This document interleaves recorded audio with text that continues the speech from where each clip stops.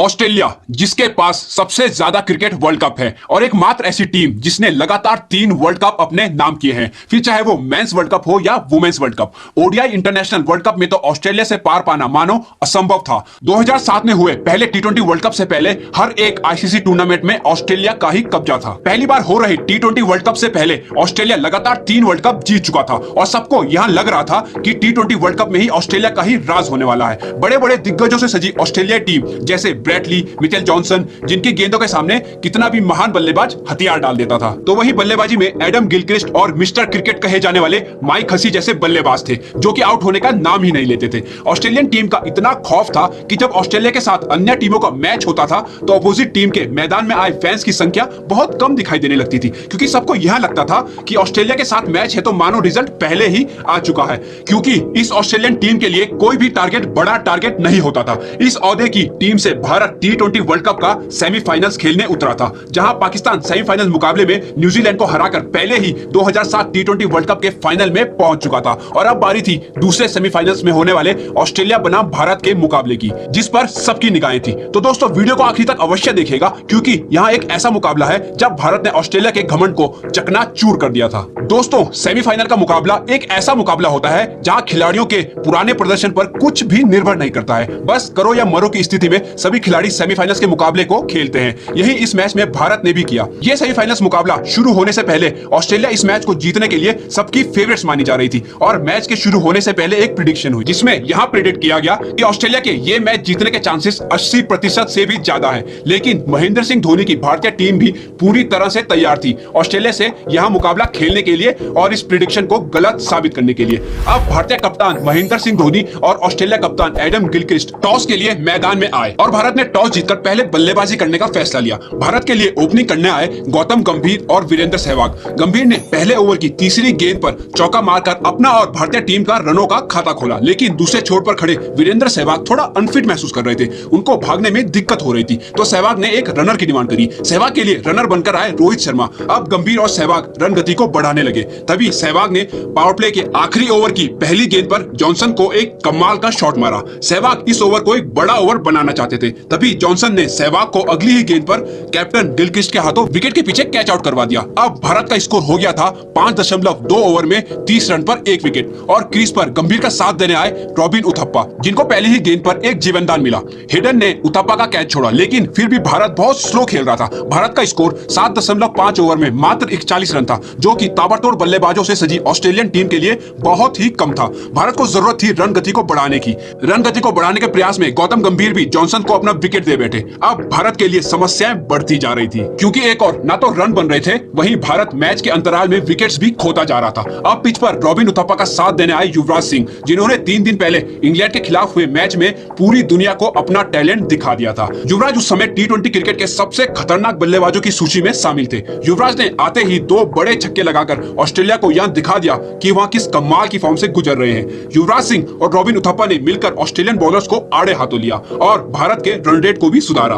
उसके बाद तो युवराज रुके ही नहीं और एक से बढ़कर एक बढ़िया शॉट की प्रदर्शनी दिखाने लगे। युवराज के बल्ले पर जो भी गेंद लग रही थी, युवराज उसको बाउंड्री तक पहुंचा रहे थे। तो वहीं दूसरे छोर से उथप्पा भी युवराज का साथ बखूबी निभा रहे थे। दोनों की इस बल्लेबाजी के सामने ऑस्ट्रेलियन बॉलर्स के पास कोई जवाब नहीं था। युवराज ने मात्र 20 गेंदों में अपना अर्धशतक जड़कर ऑस्ट्रेलिया जैसी चैंपियन टीम के मुंह पे मानो तमाचा सा मारा था। दूसरे छोर पर रॉबिन उथप्पा ने भी 15वें ओवर की पहली 2 गेंदों में जॉनसन को 2 छक्के लगाए। अब तो दोनों छोर से ऑस्ट्रेलियन बॉलर्स की पिटाई हो रही थी। छक्कों की तो मानो बारिश हो रही थी। तभी युवराज और उथप्पा के बीच थोड़ी सी मिसअंडरस्टैंडिंग देखने को मिली और साइमंड्स के एक कमाल के डायरेक्ट हिट के चलते उथप्पा रन आउट हो गए। लेकिन उथप्पा ने अपना काम बखूबी निभाया था, क्योंकि 8वें ओवर में भारत का स्कोर मात्र 41 रन था और 15वां ओवर खत्म भी नहीं हुआ था कि भारत का स्कोर 125 रन तक पहुंच चुका था। अब युवराज का साथ देने आए कप्तान महेंद्र सिंह धोनी। धोनी ने आते ही साइमंड को एक चौका मारकर मोमेंटम को भारत की तरफ ही रखा। 16वें ओवर में धोनी और युवराज ने 3 चौके मारकर भारत के स्कोर को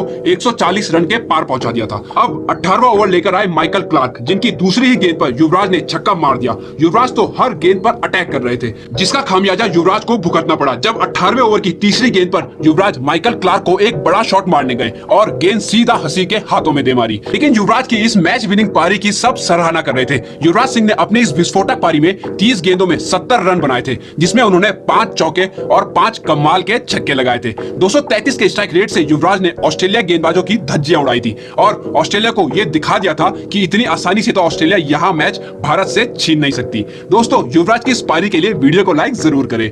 युवराज के आउट होने के बाद धोनी का साथ देने आए युवा बल्लेबाज रोहित शर्मा। अब बची थी 15 गेंदें और भारत को जरूरत थी एक फिनिशिंग टच की, जो कि हमको कप्तान महेंद्र सिंह धोनी के बल्ले से देखने को मिला। धोनी ने युवराज की इस पारी को व्यर्थ नहीं जाने दिया और 19वें ओवर की तीसरी गेंद पर एक कड़ाकेदार छक्का लगा दिया। इसके बाद उसी ओवर में रोहित शर्मा ने भी अपने हाथ खोले और आखिरी गेंद पर एक और छक्का मार दिया। अब भारत एक मजबूत स्थिति में था और बची थी 6 गेंदें। इस समय ऑस्ट्रेलियन चेहरों से तो मानो किसी ने उनका नूर ही छीन लिया था। तभी आखिरी ओवर लेकर आए जॉनसन, जिनकी पहली 2 गेंदों में धोनी और रोहित बढ़िया रनिंग बिटवीन द विकेट्स के चलते 2-2 रन दौड़ गए। लेकिन आखिरी ओवर की 5वीं गेंद पर धोनी 18 गेंदों में 36 रन बनाकर रन आउट हो गए। पर लास्ट बॉल पर भी मोमेंटम भारत के साथ रहा और इरफान पठान के हेलमेट से बॉल लगकर बाउंड्री की ओर चली गई। अब भारत ने अपने 20 ओवर के दौरान 188 रन बनाए। लेकिन ऑस्ट्रेलिया की तगड़ी बैटिंग लाइनअप के लिए क्या यह स्कोर काफी था? क्योंकि ऑस्ट्रेलिया एक ऐसी टीम थी जिसके लिए हर स्कोर, हर टारगेट छोटा था। ऑस्ट्रेलिया का हर बल्लेबाज मैच को पलटने की ताकत रखता था। तो कैसे भारतीय गेंदबाजों ने इस मैच में अपनी पकड़ बनाई, जानेंगे वीडियो में आगे। उससे पहले दोस्तों एक खास बात, अगर आप भी ऐसे मैचेस के बारे में अच्छे से जानना चाहते हो जिसमें भारतीय टीम ने अपने प्रतिद्वंदी को न सिर्फ हार दिखाई बल्कि हार के साथ सबक भी सिखाया कि भारत से भिड़ना उनको कितना भारी पड़ सकता है, तो हमारे चैनल को सब्सक्राइब जरूर कर लीजिए, क्योंकि हम लेकर आते हैं आपके लिए ऐसे ही दिल दहला देने वाले मैचेस की रोमांचक कहानियां। तो वीडियो में आगे बढ़ते हैं। अब ऑस्ट्रेलिया को जीत के लिए और विश्व कप में बने रहने के लिए बनाने थे 189 रन। ऑस्ट्रेलिया के लिए ओपन करने उतरे कप्तान एडम गिलक्रिस्ट और मैथ्यू हेडन, जिन्होंने शुरुआत से वही किया जिसके लिए ऑस्ट्रेलिया जाना जाता है। दोनों ने शुरुआत से ही ताबड़तोड़ बल्लेबाजी दिखाते हुए पावर प्ले का एकदम सही उपयोग किया। तभी भारत को 6वें ओवर की पहली गेंद पर सफलता दिलाई श्रीनाथ ने, जिन्होंने गिलक्रिस्ट को आउट करके ऑस्ट्रेलिया खेमे में खलबली मचा दी थी। अब क्रीज पर हेडन का साथ देने आए ब्रैड हॉज। विकेट गिरने का हेडन पर कोई असर नहीं दिख रहा था। वहां एक के बाद एक बाउंड्री मारे जा रहे थे। वहां ऑस्ट्रेलिया के लिए टॉप परफॉर्मर वाली भूमिका निभा रहे थे। तभी 9वें ओवर की चौथी गेंद पर इरफान पठान ने हॉज को कैच आउट करवा दिया। अब ऑस्ट्रेलिया का स्कोर हो गया था 68 रन पर 2 विकेट। लेकिन भारत के लिए सबसे बड़ी परेशानी थी मैथ्यू हेडन, जिनको आउट करके ही भारत इस मैच में पकड़ बना सकता था। भारत के लिए एक परेशानी तो क्रीज पर थी, तभी दूसरी परेशानी भी क्रीज पर आ रही थी, जिसका नाम था एंड्रो साइमंड्स, जिनकी बैटिंग पर ऑस्ट्रेलियन टीम को बहुत भरोसा था और साइमंड्स उस भरोसे पर खरे भी उतरे थे। उस समय एंड्रो साइमंड्स का बॉलर्स के दिलों में खौफ हुआ करता था, क्योंकि उनमें अकेले ही मैच को समाप्त करने की काबिलियत थी। यहां से अब ऑस्ट्रेलिया को जीत के लिए 121 रनों की आवश्यकता थी। साइमंड्स ने आते ही दूसरी गेंद पर चौका मारकर अपनी छवि भारत को दिखा दी थी। इसके बाद तो वही हुआ जिसका सब भारतीय फैंस को डर था। हेडन और साइमंड्स ने तो छक्कों की बरसात सी कर दी थी। रन्स अब बन नहीं बह रहे थे। तभी धोनी ने 13वां ओवर सहवाग को दिया, लेकिन दोनों बल्लेबाजों ने इस ओवर में 20 रन जोड़ डाले और हेडन ने तो इस ओवर में 2 छक्के लगाकर अपना अर्धशतक भी पूरा किया। हेडन अब भारतीय टीम के लिए एक बड़ा खतरा बनते जा रहे थे। जो काम भारत के लिए युवराज ने किया था, हेडन भी उसी कार्य की ओर अग्रसर थे। तभी भारत के लिए फरिश्ता बनकर आए श्रीसंत, जिन्होंने 15वें ओवर में हेडन को बोल्ड मारकर भारत की उम्मीदों को एक बार फिर से उजागर कर दिया था। श्रीसंत का यहां सेलिब्रेशन अपने आप में सब कुछ बयां कर रहा था कि ये कितना बड़ा विकेट है। लेकिन हेडन की इस पारी ने ऑस्ट्रेलिया के लिए जीत को आसान जरूर बना दिया था। अब ऑस्ट्रेलिया को जीत के लिए 29 गेंदों में 55 रनों की आवश्यकता थी और इस टारगेट को पूरा करने के लिए मैदान पर आए मिस्टर क्रिकेट कहे जाने वाले माइक हसी। हसी ने भी अपने हाथ खोले और दूसरे छोर से साइमंड्स तो रुक ही नहीं रहे थे। अब एक समय ऐसा आया जब ऑस्ट्रेलिया को जीत के लिए 22 गेंदों में मात्र 34 रन ही बनाने थे और ऑस्ट्रेलिया के पास अभी भी 7 विकेट थे। लग रहा था कि ऑस्ट्रेलिया तो अपनी फाइनल की टिकट कटा ही चुका है और भारत को इस नए फॉर्मेट के वर्ल्ड कप से बाहर का रास्ता देखना पड़ेगा। लेकिन तभी 17वें ओवर में इरफान पठान ने साइमंड्स को बोल मारकर मानो ऑस्ट्रेलिया से यहाँ कह दिया था कि इतनी आसानी से तो भारत ये वर्ल्ड कप अपने हाथों से जाने नहीं देगा। साइमंड्स का विकेट भारत के लिए टर्निंग पॉइंट साबित हुआ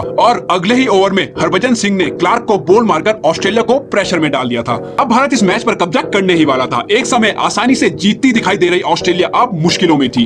दोस्तों कहते हैं कि टी20 क्रिकेट में 20वें ओवर से ज्यादा इंपॉर्टेंट 19वां ओवर होता है, तो भारत के लिए 19वां ओवर लेकर आए आरपी सिंह, जिन्होंने उस ओवर में मात्र 5 रन देकर मैच को पूरी तरह से भारत की ओर मोड़ दिया। अब कंगारुओं को आखिरी 6 गेंदों में 22 रनों की जरूरत थी और गेंदबाजी करने आए जोगेंद्र शर्मा। ऑस्ट्रेलिया की सारी उम्मीदें अब माइक हसी पर टिकी हुई थी, लेकिन जोगेंद्र शर्मा ने माइक हसी को युवराज सिंह के हाथों कैच आउट करवा दिया। यहाँ विकेट लेकर भारतीय टीम और स्टेडियम में आए दर्शक खुशी से झूमने लगे, क्योंकि अब भारत को टी20 वर्ल्ड कप का फाइनल खेलने से कोई नहीं रोक सकता था। इसके बाद जोगेंद्र शर्मा ने ब्रैटली को बोल मारकर भारत को यह मुकाबला 15 रनों से जितवा दिया और शेर की तरह भारत ने फाइनल में प्रवेश किया। और ऑस्ट्रेलिया एक ऐसी टीम जिसको लगता था कि हर आईसीसी ट्रॉफी पर उनका ही राज है और हर वर्ल्ड कप ऑस्ट्रेलिया का ही है, ऐसी टीम को भारत सेमीफाइनल में बाहर कर चुका था। ऑस्ट्रेलिया को लगता था कि कोई ऐसी टीम बनी ही नहीं है जो हमको सेमीफाइनल या फाइनल में हरा दे। तो भारत ने कंगारुओं को उनकी ही भाषा में जवाब दे दिया था और लगातार 3 वर्ल्ड कप जीतकर आई ऑस्ट्रेलिया के घमंड को भारत ने यहां चकनाचूर कर दिया था। इसके बाद इस मैच में भारत के लिए नायक रहे man of the match Yuvraj Singh ने एक इंटरव्यू में यह बताया कि मैच खत्म होने के बाद अगले दिन ऑस्ट्रेलिया के कोच युवराज सिंह के पास पहुंचे और उन्होंने युवराज का बल्ला चेक किया और युवराज से पूछा कि तुम्हारे बल्ले पर फाइबर तो नहीं है, तुम्हारा बैट क्रिकेट में लीगल भी है या नहीं। लेकिन उनको यूवी के बल्ले में ऐसा कुछ भी नहीं मिला और युवराज का बल्ला लीगल पाया गया। इसके बाद ऑस्ट्रेलिया टीम हार कर अपने देश वापस लौट गई। तो दोस्तों, आप लोगों को वीडियो कैसी लगी हमको कमेंट करके जरूर बताएं और अगर आपको वीडियो पसंद आई हो तो एक लाइक तो जरूर उस इंडियन टीम के लिए बनता है जिसने ऑस्ट्रेलिया के घमंड को तोड़ा था। और दोस्तों, अगर आपने भी इस वीडियो के जरिए उन प्लेयर्स को मिस किया है या फिर उन पुराने लम्हों को फिर से याद किया है तो हमारे चैनल को सब्सक्राइब करना ना भूलें। मिलते हैं आपसे अगली वीडियो में क्रिकेट से जुड़ी और धमाकेदार कहानी के साथ। वीडियो को अंत तक देखने के लिए धन्यवाद।